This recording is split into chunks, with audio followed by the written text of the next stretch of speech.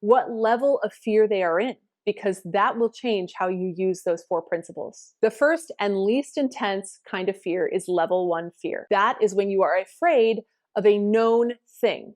You can name it. If I'm locked in a room with a tiger, I know exactly what it is that I'm afraid of. Level 2 fear is a little bit deeper, a little less susceptible to our forebrain thinking part. This level is fear of an unknown thing. You are told that something scary is behind a door, but you don't know what it is. Or you're afraid that something could happen, but you don't know if it will. Like a friend who fears earthquakes, or me personally, I am terrified of tsunamis. I live on the West Coast though, so I'm gonna call that good. Now, level 3 fear is quite intense.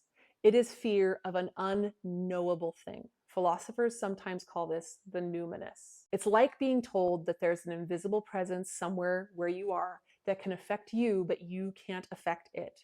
This fear is paralyzing. In a music classroom, level 3 fear is actually the most common in unconscious incompetence, because you literally have no idea what's about to happen. Level 2 fear is something like, I'm afraid of a recital. They don't really know what they're afraid of. They don't know what's going to happen, but they have this fear of a thing, right? Level 1 fear is specific and nameable. I'm afraid my teacher will tell me that I'm not good enough, and I will feel like I have to believe them. Here is a critical and practical insight. Only level 1 fear can be dispelled. When a fear is specific and present, there are things that you can do about it right now to dispel those fears, those anxious anticipations.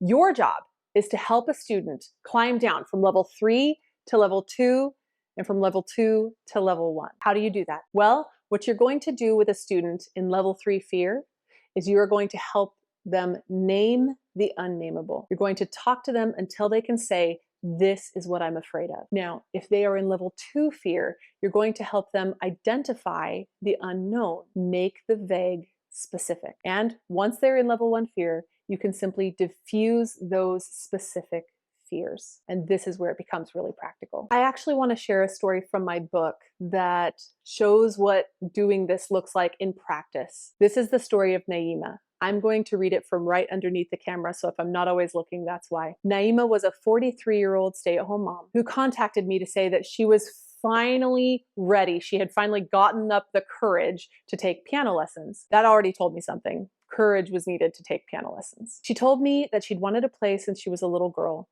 but her parents didn't have the money. Now their kids were older and she had a little more time and money, she wanted to do this thing for herself. She bought a piano and she reached out to me. The minute she walked through the door, she was giving me a lot to observe. Arms were crossed, fingers tucked under her armpits, kind of right hand holding her left elbow, right? Very tight. She shook my hand, and the minute we were done shaking hands, those fingers knit right back underneath her armpit. Her shoulders were really high up next to her ears. She sits on the bench and she stretches out her fingers. She shakes them out, but she never really stopped moving, right? Both knees, once she started sitting, started bouncing up and down. At this point, I'm just observing. It all says a lot, but I'm waiting to hear what she tells me. I'm making sure that I'm smiling. I want to mirror what I believe she should be feeling. So I'm smiling, my shoulders are down, I'm relaxed, I'm even leaning on something. After a little bit of an introduction, I said, hey, how are you feeling about these lessons? She nods and she mirrors my smile, and then she goes, I'm a little bit nervous. And almost immediately, I'm sure I'll get over it.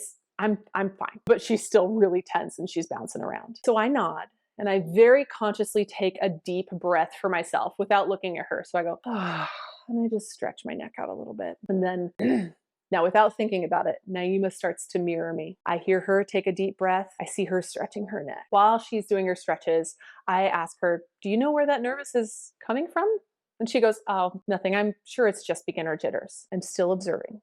She's started touching the keys, not pushing them really, just wiping dust off. I nod and I said, oh, yeah, have you ever done music before? She says, oh yeah, I did choir when I was a kid. So I ask her, oh, what was it like in your choir? Did you like singing? She nods her head and then she kind of goes like this, side to side, like it's a seesaw. And she says, I did. I liked singing. I just didn't like choir that much. I'm very purposeful with my body language now. I tilt my head. I'm conscious about my eyebrows because that's always the problem with me. I don't want them to look angry. Oh, what made it so that you didn't like choir? She takes a huge breath, still wiping dust off my keys. She goes, I'm sure it was fine. It's just that I never felt like I was really good enough. you know? Now we're in level 2 fear. She doesn't know whether she's good enough and she's afraid. Now we're in level 2 fear. She doesn't know whether she's good enough and she's afraid. She came in, she was in level 3 fear. She probably was aware that she was afraid, but she could never have told you why. Now we are moving into something that is level 2, that is nameable. Why? Why did you feel like you weren't good enough? She says, I just wasn't a very good singer. So then I ask her a question I've asked too many people. Who told you you weren't a good singer? At this point, she stops finger dusting my keyboard and she pops her head up and she goes, what are you talking about? And I look at her and I go, well, I don't know any toddler on earth who thinks they're a bad singer. So if someone tells me that they're not a good singer, chances are someone told them that at some point. She laughs at me at this point, which is great. That's a good release of energy. And she goes, yeah, I guess that's true. She's probably remembering her own kids. Then I watch her eyes kind of move back and forth and see her head tilt. She's clearly remembering something.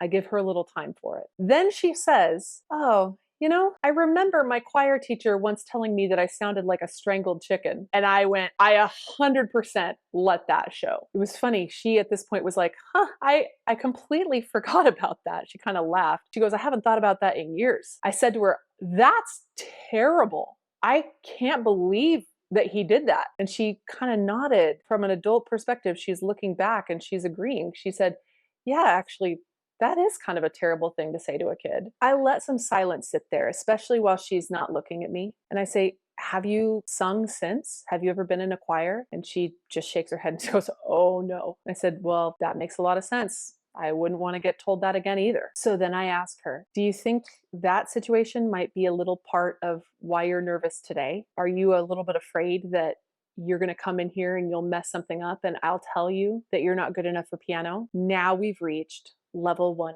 fear. We know specifically and nameably what she might be afraid of. At this point, I'm watching tears well up in Naima's eyes. She lets just one fall and then she grabs for a tissue, which I keep really close for obvious reasons. And she goes, I am so sorry. I didn't even know that this was going to happen. I didn't know this was a thing that I felt. I just knew I wasn't comfortable making music, but I just love it so much and I've always wanted to do it. I let her take time. I wait till she's had a couple good breaths just so that she's a little bit more relaxed. But I still have a question. So I ask her, are you a bad singer? At that point, her chin trembles and she just goes, I'm so sorry. I am such a mess right now. And I say, it's totally fine. You're not the first person to cry in this studio by a long shot. But I still have that question. Are you a bad singer? She looks at me and she goes, honestly? And I was like, well, yeah, don't lie to me. And she laughed, which was good. And she said, well, I like my voice. I think I sound nice. I said, great. You're probably right. I said, Naima, you can trust your own musical judgment. I will probably agree with you on how you sound 99.9% of the time. And as I say that to her, she takes this deep breath and she just lets it out. And I go ahead and take one with her. At this point, I sit up a little straighter and I look at her and I say, Naima, here's 2 things that I really want you to know. The first is, sadly, you are not the only adult student who has come in here with some story like this. It is way more common than you'd think. But here's the other thing that I know. No music student, no adult music student has ever walked in here and not been a musician, not had something valuable to give to music. She looks at me and actually names another level 1 fear. She said, do you think this could be okay? Do you think this will be too hard for me? Or do you think that this could be easy for me? And I look at her and I say, no, I don't think that it could be easy for you. I know that it's going to be easy for you. Then I look her straight in the eye and I say, I need you to know one more thing from me, Naima. I am never, ever, ever going to say something to you like that choir teacher said to you. If I need to correct something, and I will, guaranteed, she nods because that's what she's there for, right? To get better. I will do so respectfully, truthfully, and kindly. I'm never going to lie to you. I'm not going to fluff things up. I want to tell you the truth, but I am going to do those things with great respect and great kindness, even when the thing I'm telling you is a little bit hard to hear. What your choir teacher did, it wasn't respectful, it wasn't kind, it didn't build you up, and apparently it wasn't even really holistically true. You might have had a moment, but it does not define you. Didn't define your voice. My only goal here is to build you up. Even if you're uncomfortable while I'm building you up, it's uncomfort that you are safe in. I promise. I'm going to do my best to never, ever, ever, ever hurt you.